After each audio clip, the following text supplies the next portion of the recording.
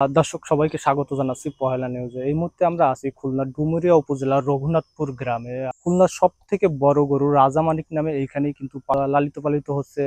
আমরা যেমনটি জানছি যে দূর দূরান্ত থেকে কিন্তু এই গরুটিকে দেখার জন্য আসেন লোকজন। তাছাড়াও আরো বিশেষ করে যেটি জেনেছি যে গরুটি প্রায় 4 বছর ধরে একই জায়গায় লালন পালন করতেছে, যার ফলে এই যে গরুর রাখার যে স্থানটি সেখান থেকে কিন্তু গরুটি বের করতে পারছে না। তবে এই গরুটি সম্পর্কে আরো বিস্তারিত আমরা জানবো যে লালন পালন করছে, চলুন আমরা জেনে নিই তার কাছ থেকে।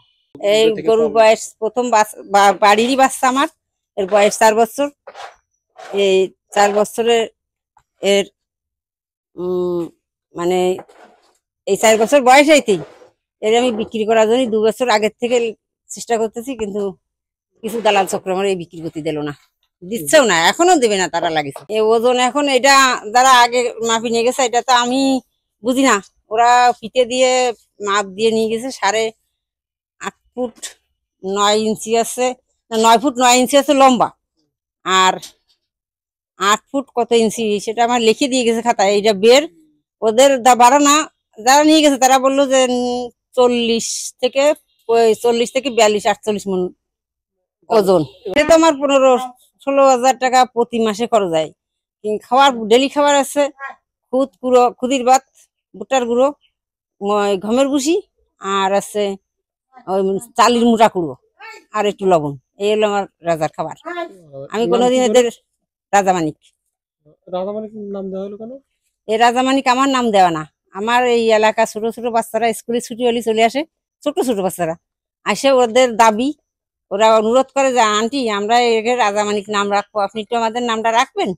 তাই ওই বাচ্চাদের নাম আমার রাখতে বাধ্য হয়েছে ওদের অনুরোধে।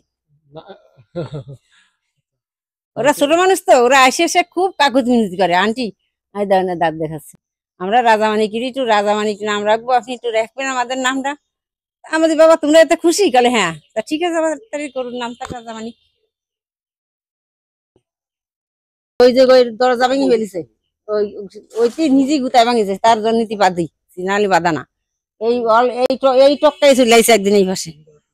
আর এখন যে পর্যায়ে গেছে, এখন যদি আমার এটা তেমনি বিক্রি করা হয় তাহলে আমার এই গোল ভেঙেই তাদের দিয়া লাগবে, এমনি বেরোবে না।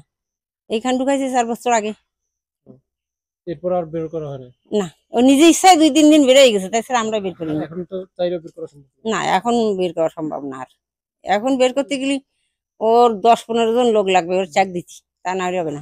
ও যে গুতাবে কিংবা কোনো শৃঙ্খলা করবে তা না, কিন্তু ও যে গতিতে চলবে তার বাধা দিলে তো হবে না।